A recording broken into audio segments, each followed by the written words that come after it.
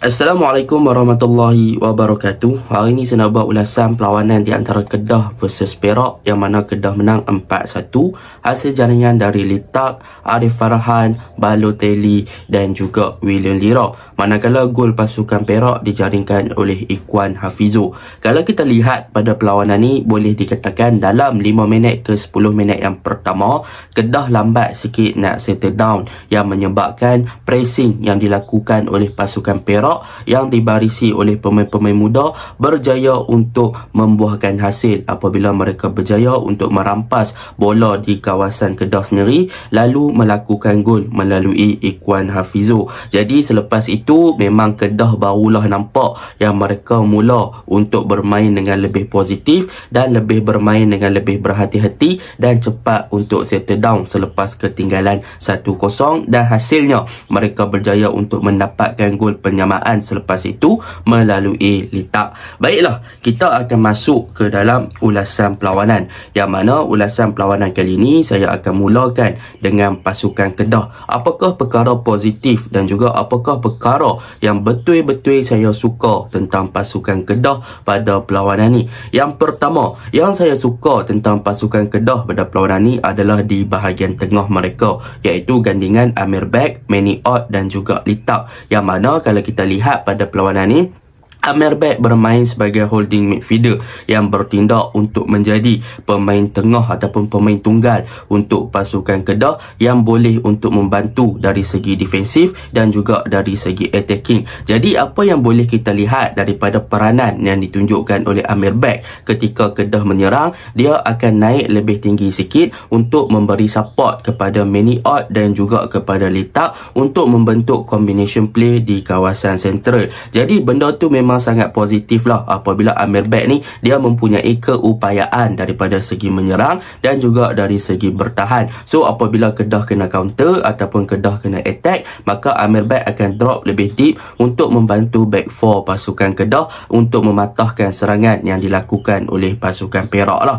Jadi Amir Bek punya peranan as holding midfielder untuk game ni memang saya sangat-sangat puji. Dia sangat efektif ketika menyerang dan dia juga sangat efektif ketika bertahan. So the transition dia sangat-sangat bagus. Dia pandai untuk naik waktu bila, pandai untuk turun balik waktu bila. So senang cerita, attacking awareness dan juga defending awareness dia memang sangat-sangat bagus, yang menyebabkan dia cepat dalam berlakunya transition, sama ada dari menyerang ke bertahan, bertahan ke menyerang. So kita boleh lihatlah banyak penlibatan combination dia bersama dengan Litak dan juga orang kata apa, Manny Ott di bahagian tengah, mampu untuk membuahkan beberapa peluang yang hampir untuk menjaringkan gol 1-2 dalam small space, dan dia pandai untuk keluar dari pressure yang dilakukan oleh pemain-pemain Perak di kawasan tengah. So benda tu positif lah tentang midfield pasukan Kedah yang bernama Amir Bek. Yang kedua, kalau kita lihat Litak dan juga Manny Ott, apa yang kita boleh katakan, kedua-dua player ni memang dari segi agresif bagus,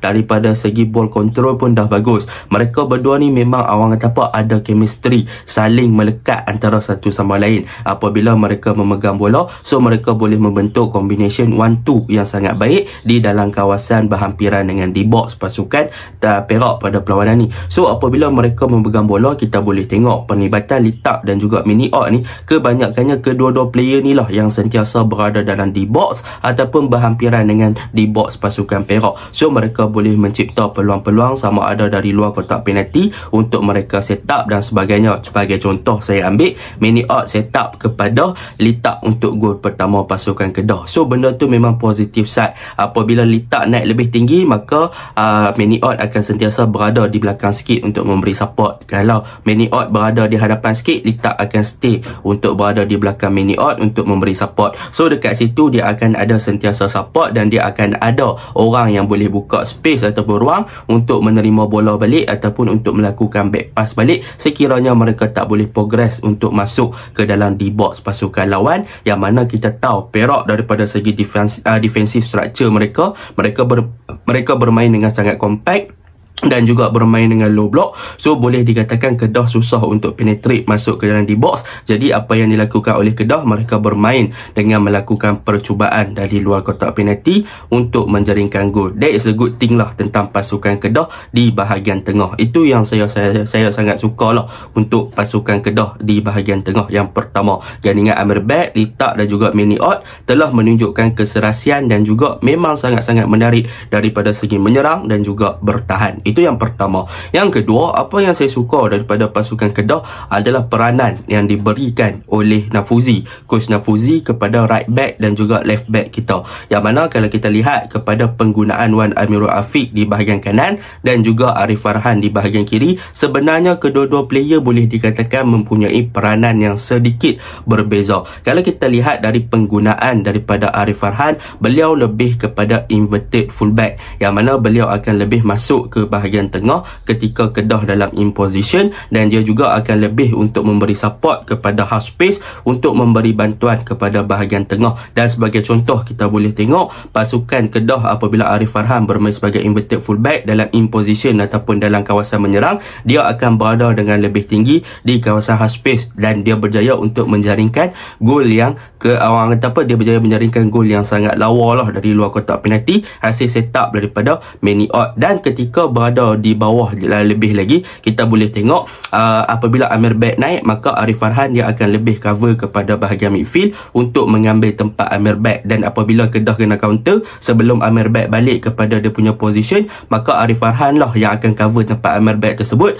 Jadi apabila Amirbek dah turun, Arif Farhan akan balik kepada dia punya posisi asal, iaitu left back. So that is a good thing lah apabila Arif Farhan mampu menunjukkan yang dia boleh bermain sebagai inverted fullback dalam formation ataupun dalam taktikal yang diterapkan oleh Coach Nafuzi. Kalau kita lihat Terengganu season lepas, Alif Zakaria yang berperanan seperti Arif Farhan, tetapi kali ni kita nampak player yang lebih versatile daripada Alif Zakaria. Sebab Alif Zakaria dia ada kelebihan daripada segi ball control dan juga ketenangan, tetapi perbezaan Alif Zakaria dan juga Arif Farhan dalam taktikal Nafuzi, Arif Farhan mempunyai kualiti yang lebih bagus daripada segi crossing dan juga dari segi finishing. So apabila dia berada di bahagian tengah, terutamanya di kawasan half space ataupun berdekatan dengan di bawah pasukan lawan, dia akan lebih efektif untuk mempunyai peluang bagi menjaringkan gol. So dia attacking trait dia akan jadi lebih tinggi. Bahkan untuk dia create chance ataupun membuka peluang kepada pemain lain dengan crossing ataupun passing-passing ke dalam di box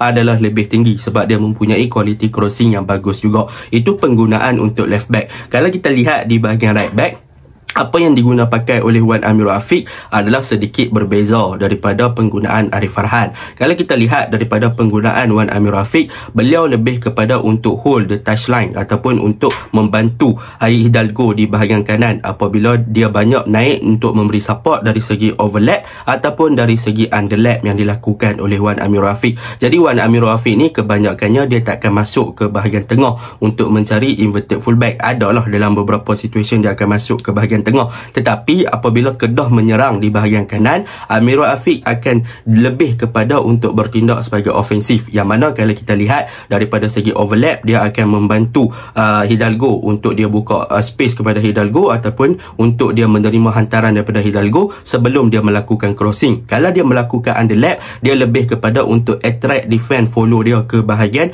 orang kata apa, touchline ataupun kepada bahagian wide area di sisi padang, dan di situlah dia membuka ruang kepada Hidalgo untuk kain ataupun masuk lebih kepada half space. Jadi benda tu sedikit positif untuk pasukan Kedah yang ada variation of attacking berkenaan dengan satu posisi ke satu posisi, bahagian kiri macam ni, bahagian kanan macam ni. So there is a good thing lah tentang pasukan Kedah. So benda tu yang kedua yang saya suka. Yang ketiga, apa yang saya suka lagi tentang pasukan Kedah ni, kalau kita lihat dari segi tactically di bahagian right wing dengan left wing, iaitu penggunaan Fayad dan juga Hidalgo pun berbeza. Yang mana kalau kita tengok Hidalgo ni dia kaki dribble. Apabila dia kaki dribble, apa yang digunakan oleh Coach Nafuzi adalah dia lebih kepada penggunaan yang berbeza. Yang mana Hidalgo dia akan lebih masuk ke half space dan juga untuk membantu bahagian tengah pasukan Kedah bagi membentuk link up. So dia lebih suka kain masuk untuk masuk lebih ke dalam dan juga ke bahagian tengah, dan dia beberapa kali cuba untuk mencari situasi untuk dia buat curl ball ataupun membuat percubaan lah. Tetapi kalau kita lihat, mungkin kebanyakan orang akan kata Hidalgo ni sedikit tamak. Tetapi benda tu penting. Sebab apa? Sebab dia tengah menyesuaikan diri. Baru first game. Overall bagi saya Hidalgo positif lah dengan corak permainan sebegitu. So that is a good thing tentang Hidalgo. Cumanya di bahagian kiri Fayyad Zulkifli, kalau kita lihat dia lebih kepada whole line ataupun touchline punya winger, yang mana dia akan stay di wide area untuk dia orang kata apa, terima bola dan sebagainya, dan lepas tu barulah dia akan masuk ke dalam di bawah pasukan lawan. Cumanya dari segi efektif ataupun keberkesanan, Fayyad dan juga Al-Hafiz yang dimasukkan di second half di left wing,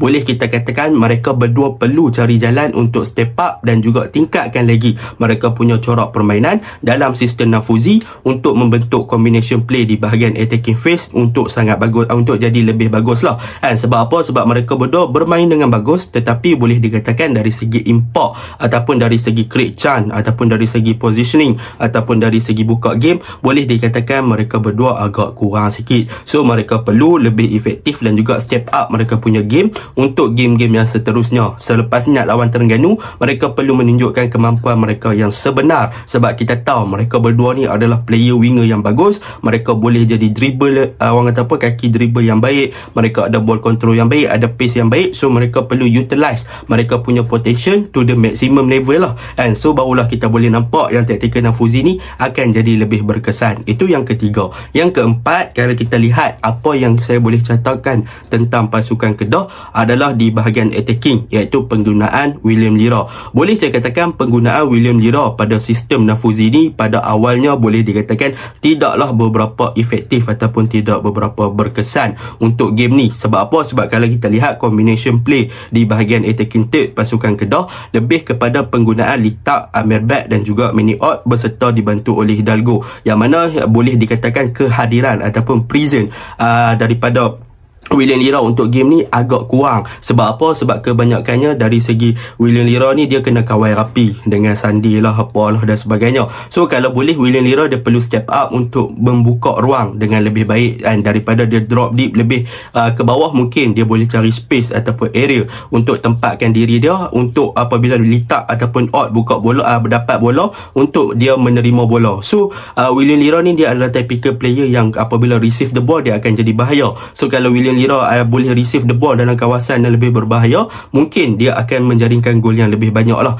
So benda tu memerlukan orang kata apa, kerjasama. So William Lira ni kena perbaiki dia punya off ball movement dan juga positioning sikit lah. Tapi daripada segi dia punya team play dah bagus, cumanya daripada segi bila dia nak join the attack, dia perlu perbaiki daripada perkara tersebut. Dan apabila kita nampak Balotelli masuk Balotelli antara player yang boleh dikatakan memang memang perform game ni. Dia ada pace, dia ada ball control yang lawa, memang work rate dia tinggi. So siapa yang boleh saya rasakan Balotelli masuk semalam, memang orang kata apa, peminat-peminat Kedah ni syok dia memang best lah kan. So Balotelli pun antara player yang cemerlang lah pada perlawanan semalam. Dan apa yang boleh Kedah perbaiki lagi, yang pertama adalah daripada segi menyudahkan peluang, yang mana kalau kita lihat banyak peluang-peluang Kedah yang boleh dikatakan meliar, terutamanya dari Litak. Walaupun dia skor satu gol yang lawa, tetapi ada beberapa peluang yang dia meliar. So apabila finishing boleh diperbaiki, mereka punya execution boleh diperbaiki, dan juga final attempt apabila mereka crossing dan sebagainya, create chance dan sebagainya boleh diperbaiki, maka Kedah akan jadi pasukan yang boleh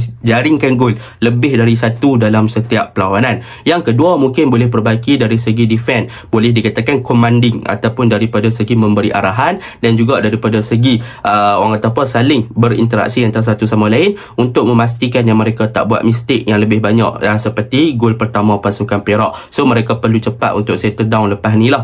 So benda tu yang perlu dijadikan orang kata apa, bagaimana Kedah nak perbaiki kelemahan mereka yang berlaku pada perlawanan semalam. Jadi itu untuk pasukan Kedah. Overall game ni bagi saya, walaupun lawan 9 orang, okey lah, Sandi Afolabi kena red card waktu 78 tu. So Kedah boleh skor. Kiranya Kedah berjaya memanfaatkan kelemahan ataupun kekurangan daripada pasukan Perak untuk skor dengan banyak. Ada setengah orang lawan 9 orang pun tak boleh. Jadi ada satu lagi, Kedah mungkin perlu perbaiki dari segi positioning untuk memastikan yang pemain-pemain mereka tak berada dalam kedudukan offside. Sebab apa? Sebab banyak kali juga Kedah terperangkap dalam offside semalam. So benda tu agak mengecewakan lah. Tapi benda tu boleh diperbaiki dari masa ke semasa. Okey, kita masuk ke pasukan Perak pula. Untuk pasukan Perak, apa yang boleh saya katakan, mereka dibarisi dengan pemain muda. Jadi apabila pemain muda ni, mereka punya emosi mereka kadang-kadang boleh dikawal, kadang-kadang tak boleh dikawal. Jadi mereka sebenarnya memerlukan seorang leader ataupun seorang senior experience punya player yang boleh guide mereka di dalam padang untuk memberikan arahan, untuk kawal the tempo, untuk kawal the emosi. Sebab apabila mereka bermain dengan sangat agresif, mereka punya emosi makin tinggi, tempo makin tinggi, game akan jadi lebih intens. So apabila berjadi macam tu, mereka akan lebih banyak membuka peluang untuk buat mistik-mistik yang orang kata apa, boleh membawa padah kepada tim. Dan akhirnya semalam 2 pemain kena red card. That is not a good thing lah untuk pasukan Perak yang menurunkan pemain muda, 2 kena red card. Jadi lepas ni lawan PDRM tak ada 2 tonggak utama. So benda tu perlu diperbaiki lah. Tetapi apa yang boleh saya puji dari gameplay pasukan Perak, mereka punya pressing memang bagus sebab mereka player muda. So mereka punya pressing structure memang bagus. Mereka punya berjaya untuk menekan pasukan Kedah dengan baik. Dan di second half, apa yang saya nampak, Seo, pemain Korea tu, nombor 77, marvelous. Dia adalah player yang boleh untuk membantu bahagian serangan Perak lah. Dan Hadi Fayad untuk game ni dari contribution dia 1 assist kan. Tetapi daripada segi attacking contribution dia agak kurang. Tetapi daripada segi defend distribution, pelibatan beliau di bahagian pertahanan dengan track back dan sebagainya, dia sangat bagus. Macam dia pula main defend. Tetapi okey lah, overall Perak main not bad lah. Nampak structure. Cumanya bila letak pemain muda ni, kena faham Liga Super ni dia adalah satu liga yang panjang. Dia kena ada konsistensi mental, termasuklah emosi, juga memainkan peranan. So saya mengharapkan konsisten dan juga Perak boleh perbaiki daripada segi sudut itulah. Okey, Assalamualaikum.